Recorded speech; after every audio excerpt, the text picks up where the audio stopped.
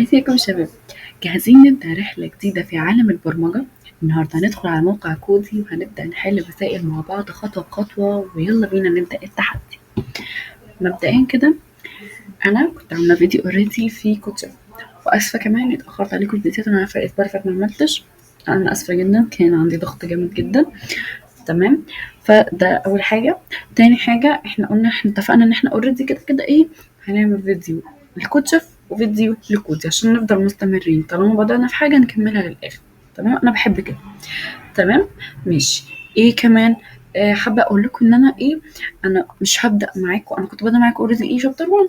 لا، انا هسيبكم انتوا تحلوا شابتر 1 وشابتر 2 لوحدكم، وهبدا في شابتر 3. ليه؟ لان شابتر 3 فيه تريكس كتيره جدا جدا جدا انا وقعت فيها، مش عايزاكم انتوا كمان تقعوا فيها.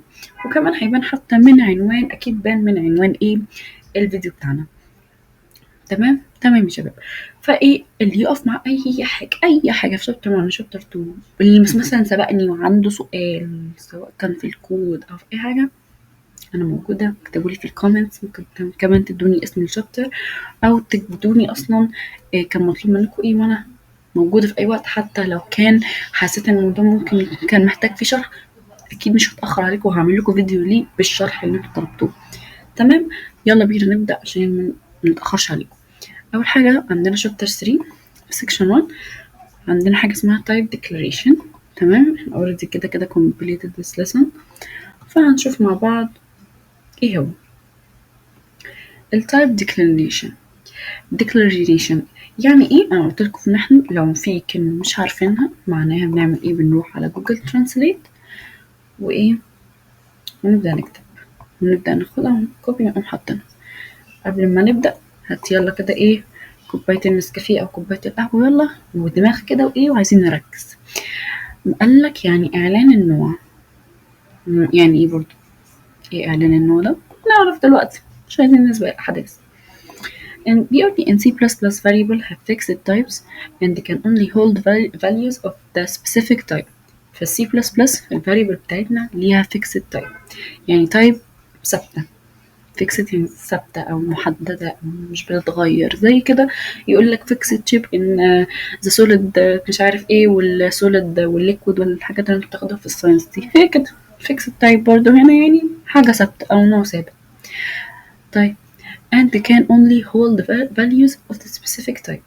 وهي هي بتhold only يعني هي بس مجرد ان هي بتشتغل على الفاليوز بس بالسبيسيفيك تايب. ايه هي بقى السبيسيفيك تايب؟ يلا بينا نشوف. عندي في اول كود هنا كده قال لك integer age equal 25. كنا واخدينها قبل كده والكلام ده، فاكر انه سهل، صح؟ سهل عادي. يعني integer age، يعني هنا كتب لك نوت وقال لك ان هي كان only hold whole number، ان الانتجر age ان هي بتاخد بس whole number، ما بتاخدش لا decimal ولا fraction ولا اي حاجه. هو النمبر، هو النمبر 20 25 30 35 40 40 كده هكذا، 1 و 2 و 3 وحاجات زي كده، حاجات ثابته مش بتحتمل الديسيمالز. بعدين قال لك السترينج اللي هي قال لك string str equal abc، هي بس بتاخد تكست، ولازم لما تحط لها التكست لازم يكون في دبل كوت، مش كوت واحده. في فرق ما بين الدبل كوت والكوت الواحده. تمام، ركز معايا قوي. الدبل كوت مش كوت واحده، دبل كوت اللي هي اتنين كده، لازم تكون محطوطه. لازم لو ما اتحطتش يا ملك، ايه اللي هيحصل؟ هيعمل ايرور مش الكود مش هيتم صح. حلو، فهي كان only hold text. طيب ده ايه اول حاجة من السبيسيفيك تايب او من الفيكسد تايب اللي هي كان only hold الفاليوز. طيب ايه تاني واحد؟ التايب mismatches cause error، الحاجات اللي هي بتسبب الايرور. تمام، هي الايدج equal DEFG، الكلمة مش مفهومة عادي، ده اي كلام. ايرور ليه بقى؟ لان انا ما حطيتش، هو حتى هنا كتبها لك ايه في النوت، كتبها لك ايرور لان انت حطيتهاش لا في انتجر فاريبل، يعني ما خزنتهاش في انتجر فاريبل. فين كده؟ انا ما فهمتش حاجه لما انت تعمل كده. مفيش حاجه اسمها كده، لازم يكون في حاجه تثبت الكلام ده، سواء كانت انتجر، سواء كانت دبل، سواء كانت شار، سواء كانت بوليان، سواء كانت فلوت، اي حاجه لازم تكون محطوطه. لازم. طيب str equal 25 error. ليه؟ ليه؟ مبدئيا في هنا حاجتين انتوا لو لاحظتوها تعرفوا. هنا فوق فقال لك في الفوق في الفوق اللي فوق دي محطوطه بطريقه صحيحه جدا، والكود هيطلع مظبوط وجميل وكل حاجه هتطلع حلوه فيه. ليه بقى؟ لان هنا مبدئيا في الانتجر ايج ما حطش دبل كوتس. طالما ما حطش دبل كوتس يبقى تمام، الكود هيمشي حلو. في اللي تحتيها حط الدبل كوتس لان دي سترينج تمشي تمام. هنا بقى هو عكس، لا حط الانتجر ولا حط السترينج، يوم ما حطش الانتجر كمان، ده عمل ايه؟ ده حط مصيبه اكبر، حط معاها دبل كوتس، ودي اكبر غلط. هنا برضو عمل وكمان كتب فيها كلمات. انت متخيل كمية المصيبة؟ ده المصيبة أكبر. المصيبة التانية بقى في اللي تحتيها الاس تي ار، إنه ما حطش لا string ولا أي حاجة. ده غير كمان إن هو حاطط لي فيها الأرقام، هيقول إن هي بتاخد إيه؟ حروف أو letters أو text. آه هو حط لي أرقام وما حطش حتى دبل كود. جميل جميل. احنا كده ايه دي المستكس اللي بنقع فيها. طيب الvalid assignments must match the original type. يعني دي ممكن نقول عليها اللي هي نص نص كده، اللي هي تمشي. اوكي. زي ايه؟ ان الايدج equal 26. جميل جميل جميل جميل. حط الايدج، هو طبعا ما حطش انتجر، بس هي يعني ايه بيقول لك هنا اللي هي يعني ايه هتسمع كده هتمشي، بس برضو ايه هي مش صح بس هتمشي. اوكي. هو حتى كتب لك هنا ايه اوكي اللي هي عادي تمام. الاس تي ار حطها وكتب لك ايكوال، حط لك الدبل كوت، كتب لك جين، ده اسم ولد او بنت مش مهم عندنا. قال لك قدامها هنا بقى في الايه في النوت، قال لك اوكي الاساينمنت ده ايه النيو انتجر، يعني ده انتجر جديد. واللي تحتيها قال لك اوكي برضو ان الاساينمنت ده النيو تكست سترينج. ده جميل. ندخل على الكويزز. تمام. الكويز اول واحد بيقول لنا ايه؟ بيقول لنا in C++ if you declare variable double temperature equal 98.6 which of the following assignments would be valid? Temperature equal true, temperature equal hot, temperature equal 100.3, temperature equal double quote 37.0. طبعا عرفت الاجابه انها 3، بس انا دلوقتي ممكن اسالك ليه، او ممكن اقول لك انت اخترت دي ليه. ما تنقلوش وما تحفظوش، بالفهم بالفهم. والله البرمجه محتاج فهم، البرمجه مش محتاجه حفظ. احنا مش بنحفظ، احنا مش بقول لك ذاكر ماس ولا قصدي سوري، ما بقولكش ذاكر دراسات او ساينس. ده برمجه، يعني حاجات بتفهميها كويس بتفهميها طبقي على طول. انت كده كده خلاص اوريدي. هنا قال لك انا مش عايزه اي حاجه من دي، انا عايزه كل الدبل تمبرتشر ايكوال 98.6. يعني ايه اللي حصل؟ هل هي تمبرتشر ايكوال ترو؟ ايه اللي جاب ترو؟ ده استخدم دبل، ده حتى ما استخدمش فلوت. طب تمبرتشر ايكوال هوت برضه ايه العلاقه؟ ده حتى ما حطليش اصلا دبل كود، ده حط لي كود واحده برضه غلط. طب تمبرتشر ايكوال دبل كود 37.0 برضه غلط. هي كانت ممكن ولكن برضه غلط. حتى الاجابه مش صح. يعني اقصد ان هي غلط. اصل دبل كودز في الارقام لا. طب هل هي دي؟ ايوه هي دي. مبدئيا لا في دبل كودز، مستخدم ارقام وحاطط ديسيمال، كل حاجه تمام في الكود، يبقى كده صح. question number 2 given a C++ variable declaration اللي هي char grade equal كود واحدة A which of the following statement about the variable is true. It can store any single letter or number. It can store decimal number. It can store multiple characters. It can store boolean values. هل هي it can store decimal number؟ لا التشار ما بتستخدمش decimal number، هي بتستخدم letters أو number لكن مش decimal. مش ديسيمال، في فرق ما بين النمبر والديسيمال. الديسيمال دي اللي هي بتحط لها بوينت اللي هي زي دي كده. نرجع لكويشن 1 اللي هي زي دي كده. اما الرقم العادي الصحيح اللي هو يبقى ازاي زي 25 هنا كده، فاهميني؟ هو عايز رقم بس رقم صحيح. او هي it can store multiple characters، لا هي ما تقدرش تخزن اكتر من كاركتر واحد بس. طب هي it can store boolean values، لا ملهاش علاقه، البولين حاجه والتشار حاجه تانية، يبقى هي it can store any single letter or number. Question number 3 in C++, if you have a variable string name, which of the following operation would be allowed? النيم equal 3.14 ولا النيم equal دبل كوت أليس ولا النيم equal 42 ولا النيم equal false؟ مبدئيا النيم equal 3.14 لا غلط. ليه؟ لأنه قال لي string وقال لي نيم، وما بنستخدمش في السترنج ايه ارقام، ما بنستخدمش فيها ايه ارقام. مبدئيا كمان مش حاطط دبل كوتس. حلو. هل هي النيم equal 42؟ نفس غلطة اللي فوق بالظبط، مفيش أي حاجة تانية. طب هل هي نيم equal false؟ مالهاش علاقة، أنا بقولك string ما بقولكش float، أو أقول ما قلتلكش float هي في ما لهاش علاقة أصلا. تمام. طب هل هي نيم دبل كوت أليس؟ هي نيم دبل كوت أليس. ماشي. ماشي. طيب. التشالنج عندك بقى هنا ايه؟ استخدم بقى ايه الكلام من ده، وهو يعتبر اصلا بيبقى عندكم حل نص الكود، يعني انا الكود ده مش انا اللي كاتبه فيه اي حاجه على فكره، هو بيبقى اوريدي حللها. انت بس مجرد انك تكتب له الجملتين دول ممكن نشرحها مع بعض عادي جدا. هو طلب منك انا عايز يطلع لي الكاونت بتاعي يطلع لي تاني، وعايز يطلع لي توتال 150.75، وعايز الجريد بتاعي يطلع لي ايه، والاكتف يطلع لي فولس اللي هي يعتبر زيرو، ان هو هنا بيتعامل بالزيرو 1. واليوزر نيم بيطلع لي بوب، وده هو اللي كاتبه مش انا اللي كاتبه على فكره، انا كاتبه من اول هنا يعتبر. الموضوع سهل. انتجر كاونت، انا بخزن حاجه اللي هي اسمها كاونت وبتساوي زيرو، سوري بتساوي 10. خلاص هو كده احنا حلينا اول واحد، الموضوع مفهوم. الدبل توتال ايكوال 150.75 سهله برضه. الدبل اللي استخدمته دبل عشان هنا في ديسمال وفي رقم، في رقم ديسمال هنا، فانا لازم استخدم ايه الدبل. طب التشار جريد، ليه استخدمت التشار؟ لانه هنا كاركتر واحد اللي هستخدمه اللي هو الايه. طب ليه استخدمت بوليون؟ اللي هنا الفولس. سوري انا دلوقتي لما قلت لكم في الكويز قلت لكم تستخدموا فلوت في الفلوس وترو، انا اسفه انا اقصد بوليون، معلش متلخبطت. البوليون is active equal false. لا هي مش بوليون، هي يعني اقصد هي لما انت تعمل كده، هي انت مش هتكتب له هنا بقى 0 او 1، انت بتكتب له فولس. فولس يعني 0، 1 وترو يعني 1. ماشي. طيب كده احنا ايه خلصنا اول حاجه في شابتر 3. طبعا نطلع فوق كده تاني نجري نجري نجري نجري اهو شابتر 3. حلينا اول واحده، ندخل على تاني واحده وهي اسمها naming conventions. ركزوا معايا ركزوا معايا ركزوا معايا. طبعا دي مفيهاش تشالنج، اخرها كويز، انا هشرحها على السريع وخلاص. naming convention في سي بلس بلس naming rules. عندك ايه؟ عندك في السي بلس بلس عشان تسمي حاجه لازم ليها رول، مش اي حاجه والسلام. اول حاجه مديك حوالي 4 points، هنمشي عليهم وتبقى تمام، مش هتمشي عليهم هيختلف معاك الرأي. names can't contain letters والdigits والunderscores. النيمز بتتكون من الحروف والارقام والاندرسكور، يعني مفيش سبيس من الاخر. يعني عايز تحط اندرسكور ماشي، مش عايز براحتك، as you like عادي براحتك. مثلا لو مش عايز، مثلا مش عايز تحط مثلا اندرسكور يبقى ما تبقاش فيه سبيس زي دي كده. ماشي.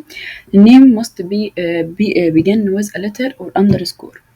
النيم لازم يبدأ بال must begin من letter أو الأندرسكور، يتبدأ بأندرسكور يتبدأ باللتر. تالت حاجة النيمز are case sensitive. يعني ايه case sensitive؟ هنعرف دلوقتي لما ناخدها كده كوبي زي الشطار ونروح على جوجل ترانسليت. حساسية الموضوع، sensitive يعني حساسية، موضوع يعني كيس، يعني لازم النيمز تكون يعني اللي هي زي حاجة مفهومة، يعني زي مثلا أحمد، محمد، ملك، كلام من ده أسماء يعني. تمام. names can't be C++ keywords. name ما ينفعش تكون C++ keywords. يعني ايه؟ يعني ما ينفعش ان انا احط مثلا اعمل integer واكتب جنبها هنا مثلا بدل الإيدج دي اكتب integer، لا غلط ما ينفعش. طيب النيمينج conventions بقى عندك 3 steps تمشي عليهم. use camel case for variables، لازم تستخدم اللي هي الانتجر والدبل والحاجات دي ايه في الفاريبل لو انت عايز تخزن variable. be descripted avoid short names، يعني خليك بسيط واستخدم حاجات يعني يعني لخصها متبقاش حاجة كبيرة.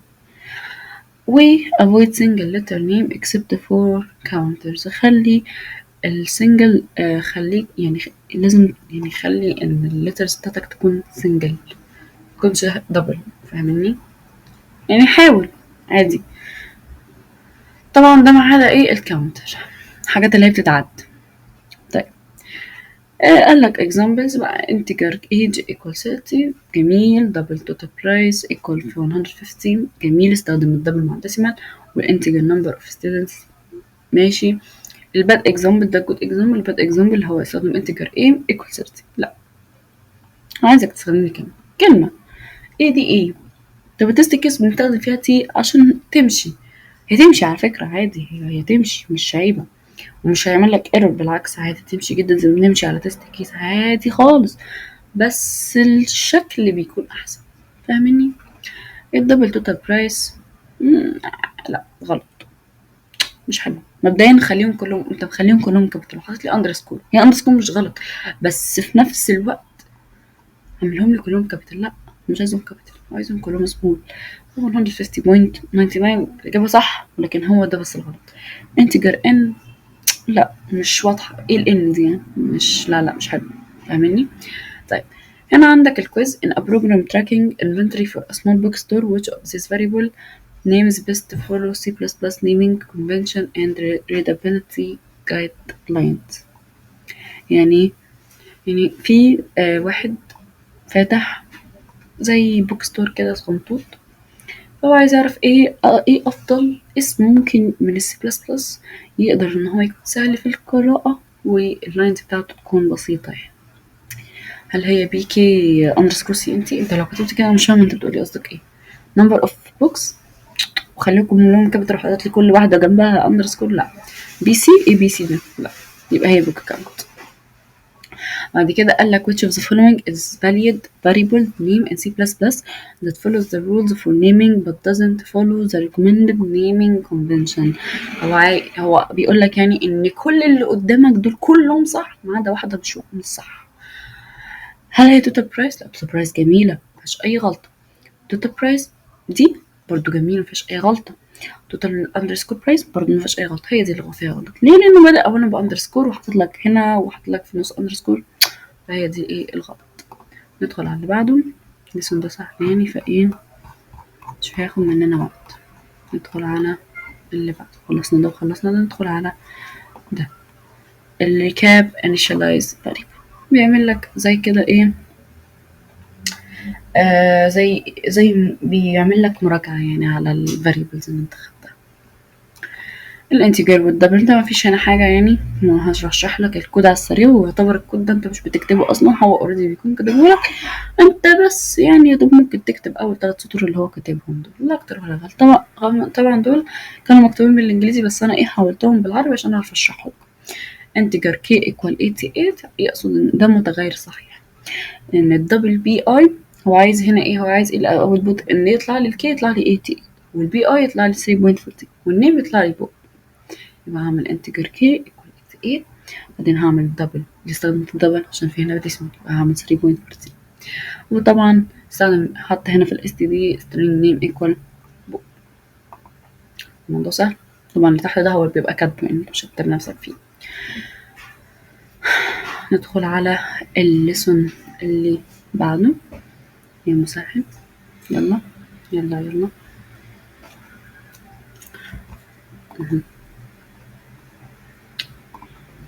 journey ماشي.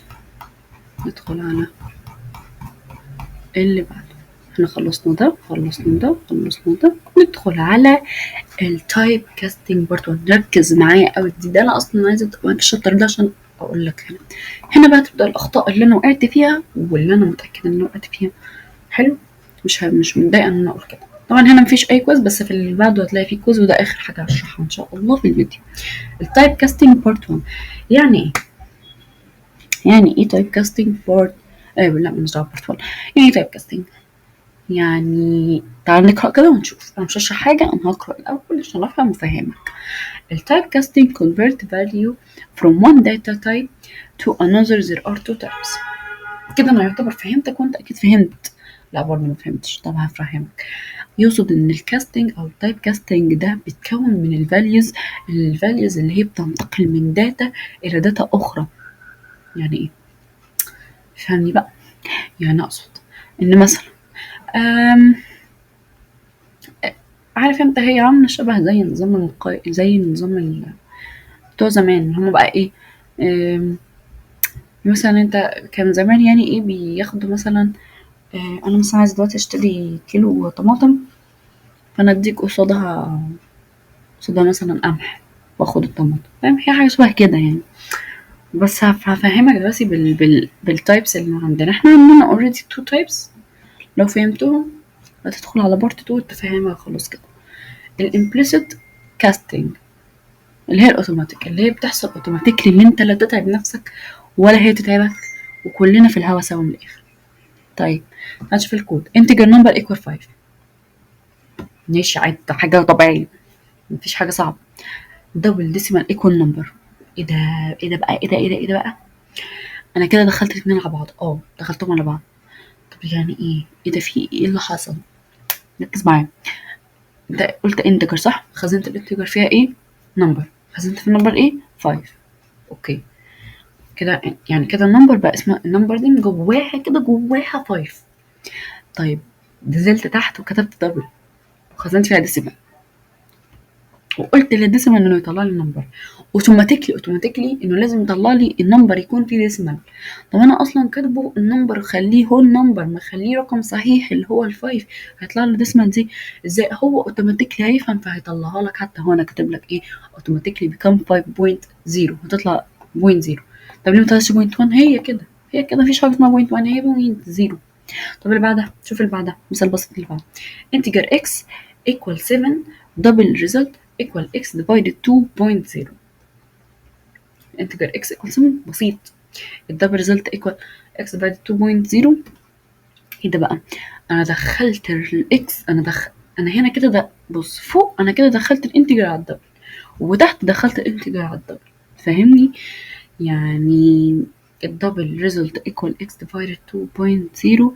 ايه اللي هنا؟ ايه اللاين اللي هنا حصل فيه كاستنج او تعمل اوتوماتيكلي؟ اللاين ده كده. طيب ماشي، يعني انتوا عايزين تقولوا لي يعني كده ان الدبل الريزلت بتاعه لما انا اجي اعمل اكس اللي هي 7 دي ديفايدد 2.0 هتطلع لي ديسمال؟ ما اصلا انت مثلا لو شلت 0.0 دي وجيت عملت 7 ديفايدد 2 هتطلع لك برضه ديسمال. فاهمني؟ بس هو هنا في الكمبيوتر ما بيفهمهاش، فبيشيل الديسمال. فانا مثلا لو عملت 7 ديفايدد 2، هو هنا اوريدي اصلا قال لك الريزلت هيبقى 3.5، بس ان شيل كده الزيرو دي، البوينت زيرو دي، واعمل 7 ديفايد 2 هيطلع لك 3، وهيشيل هو الديسمال، هيلغي هو الديسمال. لكن احنا عايزينها بالديسمال فتحط له بوينت زيرو. طب ايه الحاجه اللي احنا لو شلناه من هنا في السطر ده يرجع الموضوع عادي جدا ولا كأن حاجه حصلت؟ الحته دي اللي هي 2.0 divided 2.0. جميل. طيب الامبليسيت كاستنج اللي هي دي بقى ان انت اللي بتعملها، مش بتبقى اوتوماتيك زي اللي فوق، لا انت اللي لازم تعمل، انت اللي لازم تكتب وتقول له اعمل كذا وكذا. هي الاثنين واحد عادي، انت لو مشيت بدي هتطلع صح، ولو مشيت بدي بتطلع صح. بس هو يعني ممكن يطلبها منك امبليسيت، ممكن يطلبها هو امبليسيت اكسبليسيت براحته. دي المانيوال. الدبل ديسيمال ايكوال 9.7. 9.7 حاجة بسيطة. هنا بقى هو دخل الدبل على الانتجر، ما دخلش انتجر على الدبل، لا هو دخل الدبل على الانتجر. فقال لك ان هنا الانتجر نمبر ايكوال ديسيمال. ايه بقى الانتجر دي؟ هو لما يبقى هنا كده، ما هو ده بقى الفرق، ان انت لما بتبقى حابب انك تعمل حاجه بالمانيوال لازم تحط هنا بين اقواس كده انتجر، كانك دخلت الاثنين على بعض فتطلع لك ديسيمال، فتطلع لك 9. يعني هيشيل هو، يعني اقصد ايه؟ ان هو لما حط دي كده، هو كده لغى الديسيمال فبقت ايه؟ بقت 9. يعني تبقى تطلع 9. يعني الديسمال بارت ايه؟ truncated. يعني ايه؟ يعني اتلغى او مشي خلاص او حذف او اتعمل له deleted. فاهمني؟ طيب الدبل في دي كده ايه اول اكزامبل. تاني اكزامبل نفس الكلام، دخل الدبل الانتجر فالدبل برايس equal 19.99. هو هنا لما جه عمل انتجر دخل انتجر برايس ولغى البوينت 99 دي فبقت 19. التشالنج معظم الكود هو كاتبه، انت اخرك هتكتب السطر ده. هي عايز بقى تعملها بالمانوال، عايز تعملها بالاوتوماتيك، as you like. شوف انت حابب تعمل ايه واعمله. كده احنا ايه، خلصنا بارت 1. هندخل على بارت 2، دي اخر حاجة انا هشرحها النهاردة عشان مش عايزة اطول عليكم. ممكن اكون طولت عليكم بس عادي، يعني دي حلقة بسيطة، يعني سلسلة بسيطة متقلقوش، كلام جميل اصلا. دي الاخطاء اللي انا وقعت فيها وانا معترفة اني وقعت فيها. وقعت في 2 questions واخر question حلته صح عادي. طيب التايب كاستنج احنا قلنا في المره اللي فاتت ان احنا بنحول الدبل للانتجر. هنا بقى هنعمل ايه؟ convert number to string using std to string. يعني هنحول الانتجر لسترينج.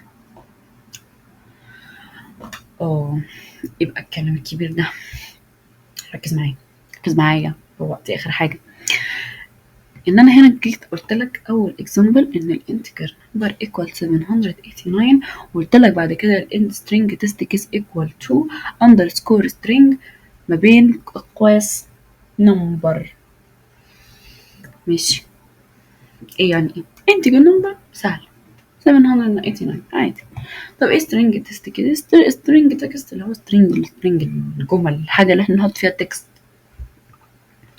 نحط فيها ايه تكست. فهو قال لك انا عايز احولها من خلي السترينج دي تبقى نمبر، يعني بدل ما تكون تكست تبقى نمبر. فدخلت الانتجر على السترينج فهتطلع لي 789 عادي جدا. ممكن تدينا حاجه كمان؟ طب هنا مبدئيا كده converting الدبلز بقى، لا انت ايه ده بالنسبه كده للانتجر. الدبل بقى مختلفه، الدبل بيبقى فيها ديسيمال. فانا مثلا عندي 789.5 بس في هنا ديسمال، على فكره في بعد الفايف في ديسمال بس هي مش موجوده، بس هو يحطها ازاي بقى هنا؟ لما يجي يحول لي الدبل من السترينج، سترينج تكست ايكوال تو سترينج ان اللي هي الان دي، هطلع لك 789.5 مليون باين. تمام. طب ايه دي؟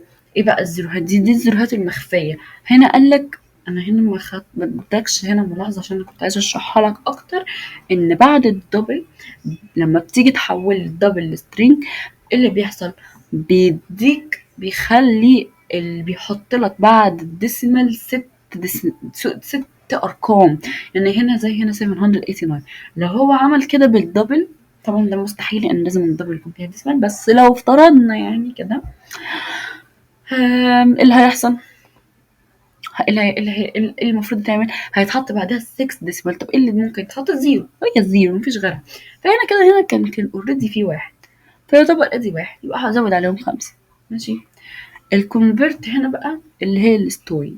ايه هي الستوري؟ الاس دي اختصار لسترينج. طب والتو اللي هي تو ليه، والاي اللي هي الانتجر. يعني انا بحول الانتجر، بحول السترينج لايه؟ لانتجر. هنا انا قلت النمبر تيست كيس 1 2 3. ايه ده؟ ازاي في 1 2 3؟ انت مش قلتي لي هي بتحمل تكست بس؟ ما افهمه بقى. هنا بقى انا هدخلها على الانتجر فتبقى ستوري نمبر تكست، هتطلع لي 123 عادي جدا كانها في الانتجر، مش هضرب ايرور ولا حاجه. طب هنا الستود دي الاس دي اختصار لكلمه سترينج، وستود دي اللي هي الى، ودي اللي هي الدبل. انت عايزه تفهميني ان انت هتحطي في سترينج ديسيمال تكست 4 تحطي فيها ديسيمال؟ اه هحط فيها ديسيمال وهدخلها على الدبل وتطلع لي عادي 45.67 عادي جدا. طيب ماشي فهمنا. ندخل على الكويز ونفهم اكتر. Which of the following code snippets will successfully convert a string to a number using the following text? String text 1 equal 12.34 بالدبل كود. String 2 text 2 equal double quotes و hello. String text 3 equal double quotes و 12 apostrophe 34. دي apostrophe دي مش ديسيمال، عشان ما ساعات بيجي يلخبطنا ويقوم حاططها على انها ديسيمال وانت تشوفها ديسيمال وبعد ديسيمال خلاص دي غلط. لا دي apostrophe ما لهاش علاقة بالديسم. هل هي number equals to text 3؟ لا. هل هي integer number equals to text 1؟ هل هي double number equals to text 1؟ هل هي integer number equals to text 2؟ ده الغلط اللي انا حليته وده الصح اللي هو المفروض ان انا كنت اعمله.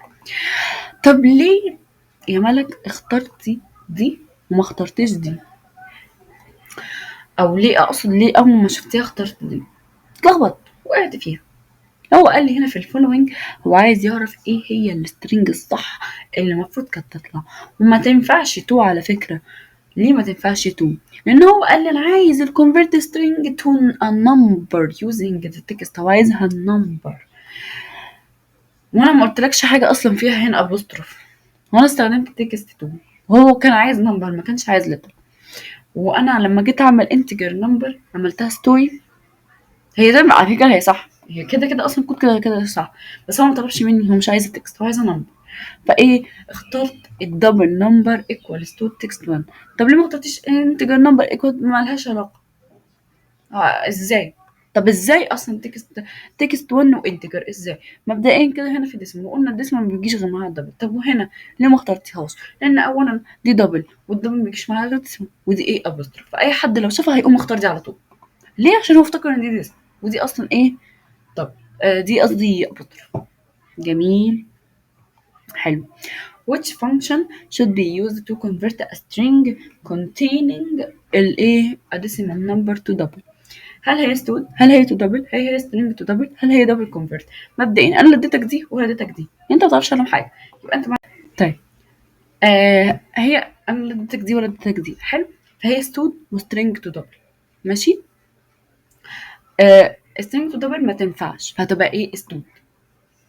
ليه؟ لان هو قال لي انا عايز اعملها من السترينج للديسيمال نمبر واللي هي الدبل، فقلنا ايه اختصار الدبل ايه ستود مش سترينج تو دبل، ماشي. طيب question number 3 واخر حاجه ان شاء الله نختم بيها. what will be the output of this code double number equal 123.0 string text to string number.